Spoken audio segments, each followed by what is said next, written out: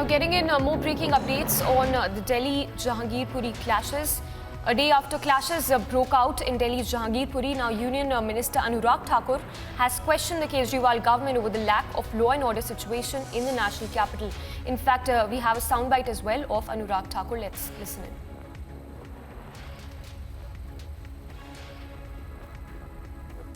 देखिए, वो मुख्यमंत्री हैं केजरीवाल जी, लेकिन जिम्मेदारी कोई लेने के लिए तैयार नहीं है।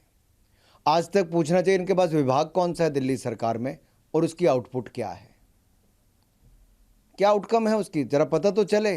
और दूसरे राज्यों में जाकर अधिकारियों की बैठक लेना, ये संघीय ढांचे पर एक प्रहार है। और यही नहीं, उत्तर प्रदेश में भी आए थे, वहाँ पर इनकी नाकामयाबियाँ रही, सारी सीटों पर जमानत जब्त हुई और यहाँ पर अपनी सरकार चला नहीं पाते हैं और ठीकरा किसी और पर फोड़ने का काम करते हैं।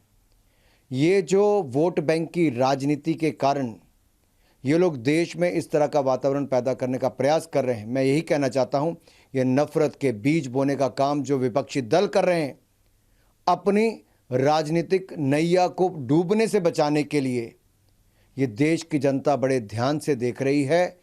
इनके कारनामे जनता ने पहले भी देखे, इनको पहले भी नकारा है और आगे भी जनता नकारेगी। पथराव हुआ है, उसको लेकर मैं कहना चाहता हूं कि शांति बनाए रखना, बिना शांति के तो देश तरक्की नहीं कर सकता। सब लोगों को शांति बनाए रखनी है, सब लोगों को व्यवस्था बनाए रखनी है और अगर ज़रूरत पड़े तो जो एजेंसीज हैं, जो पुलिस है, जो सरकारें हैं जिनकी जिम्मेदारी है, दिल्ली में केंद्र सरकार की जिम्मेदारी है, तो केंद्र सरकार दिल्ली में शांति व्यवस्था बनाए रखें। मैं लोगों से भी अपील करता हूं कि इसमें शांति और व्यवस्था बनाए रखें। सबसे ज्यादा जो जहांगीरपुरी के नागरिक हैं उनसे हम गली गली जाकर, घर घर जाकर ये रिक्वेस्ट कर रहे हैं कि अमन चैन शांति बनाए रखें, सौहार्दपूर्ण वातावरण बनाए रखें। पुलिस एडिक्वेट संख्या में हम सब यहाँ मौजूद हैं और सिचुएशन को किसी भी तरह का कोई भी अगर असामाजिक तत्व ये चाहे कि हम सिचुएशन को गड़बड़ कर दें या अफवाह फैला दें, उसको हम कंटेन करने के लिए यहाँ पर मौजूद हैं। और जब तक पूरी तरह से शांति व्यवस्था और जरा सा कोई शक शुबा भी खत्म नहीं हो जाता, तब तक हम यहाँ पे रहेंगे। हनुमान जयंती के बारे में पूर्व में ही सतर्कता बरतने के निर्देश दिए गए थे। बीते दिनों रामनवमी और अंबेडकर जयंती, महावीर जयंती तथा गुड फ्राइडे इत्यादि पर्व बहुत ही सकुशल तरीके से लोगों के सहयोग से आपसी भाईचारा के साथ मनाया गया था। आज जैसे ही ये दिल्ली में घटना हुई है, शासन के द्वारा तथा पुलिस मुख्यालय के द्वारा सभी हमारे जो फील्ड के अधिकारी हैं उनको ये निर्देश दिए गए हैं कि लोग तत्काल अपने क्षेत्र में भ्रमणशील हो जाएं तथा आसूचना संकलन के कार्य में भी तेजी लाएं।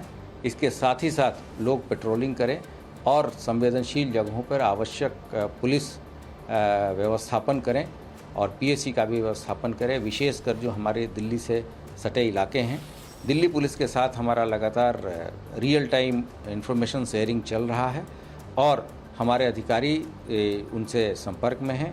गाज़ियाबाद पुलिस, बागपत की पुलिस तथा मेरठ जोन के वरिष्ठ अधिकारी लगातार भ्रमणशील हैं और इसके अतिरिक्त पूरे प्रदेश में सतर्कता बरतने के निर्देश दिए गए हैं।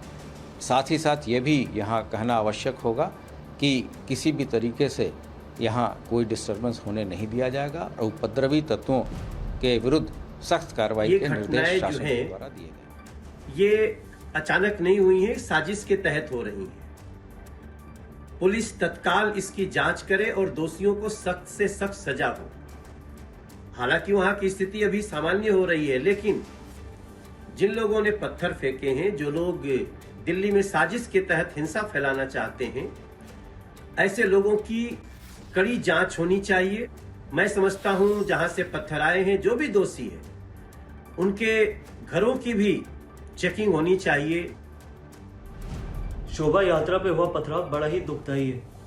ये दिल्ली की सोच और दिल्ली के कल्चर के खिलाफ है। मैं सभी से अपील करता हूँ कि शांति बनाए रखिए और दोषियों को कड़ी से कड़ी सजा मिलनी चाहिए।